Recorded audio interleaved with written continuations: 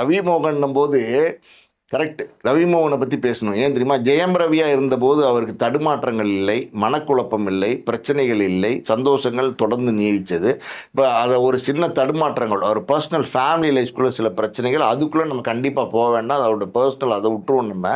அதுக்கப்புறம் அவர் கொஞ்சம் சின்ன சின்ன பிரச்சனைகள், சில சரியான முடிவுகள் எடுக்க முடியாமல் ஏதோ பிரச்சனைகள் இருந்திருக்கலாம். அவர் என்னன்னு நம்ம பர்சனலாக பேச முடியாது. யாரோ ஒருத்தவங்க சொல்லியிருப்பாங்க, நீங்கள் வந்து ஜெயம் ரவியிலேருந்து ரவி மோகனா மாறுங்க, மாறினீங்கன்னா நீங்கள் வந்து பெரிய ஆள் ஆயிடுவீங்க அப்படின்னு. அப்போ ஜெயம் ரவியாக இருந்தபோது அவர் சின்ன ஆளாக இருந்தாராங்கிறதா என்னுடைய கேள்வி.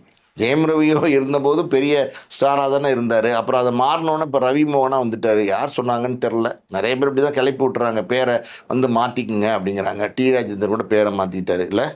விஜய் டி ராஜேந்திரன் விஜய் டி ராஜேந்தர் எந்த விஜய் சூப்பர் ஸ்டார் ஆனதுனால கூட அவர் பேரை சேர்த்துக்கிட்டாரா, இல்லை அவர் டி ராஜேந்தர் நம்மளால இனிமேல் சர்வே பண்ண முடியாதுங்கிறதுனால கூட விஜய் சேர்த்துக்கிட்டாரா, என்னன்னே தெரிலங்க. இந்த மாதிரி நிறைய குழப்பங்கள் வந்து தடுமாற்றமான ஒரு மனநிலை ஒரு நடிகனுக்கோ நடிகைக்கோ, ஏன் இயல்பாக நம்ம வாழ்க்கையிலே பார்த்தீங்கன்னா நிறைய தொழிலில் பெரிய வெற்றி அடைஞ்சிட்டு இருக்கும்போது நமக்கு எந்த தடுமாற்றமும் இருக்காது. ஃபோக்கஸ் வந்து பிஸ்னஸ் மேலே இருக்கும், குடும்பத்து மேலே இருக்கும், நல்லா அழகாக போயிட்டுருக்கும் குடும்பம். ஏதாவது ஒரு டிசாஸ்டர், அதாவது வந்து ஒரு பிரச்சனை, பெரிய சரிவு, பெரிய தோல்வி, பண நஷ்டம், இந்த மாதிரி வரும்போது இயல்பாகவே நம்ம இந்த ஜாதகம் பார்க்குறவங்க, இந்த கிளி ஜோசியம் பார்க்குறவங்க, இந்த ஜோசியம் பார்க்குறவங்க, இவங்ககிட்டலாம் நம்ம தேடி போகிற மனநிலை வந்துடுது. யாராவது வந்து சொல்லுவாங்க, ஏப்பா ஏன் இவ்வளோ கவலையாக இருக்க, எனக்கு தெரியும்ப்பா, வடபழனியில் ஒருத்தர் இருக்கார், அவர் புட்டு புட்டு வைப்பார் அப்படின்வாங்க.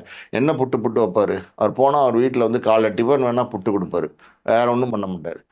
அவரும் மனிதர் தானுங்க. எனக்கெல்லாம் இதில் நம்பிக்கையே கிடையாது. ஒரு நம்புறவங்கன்னு நான் கூட சொல்லலை, எனக்கு நம்பிக்கை இல்லை.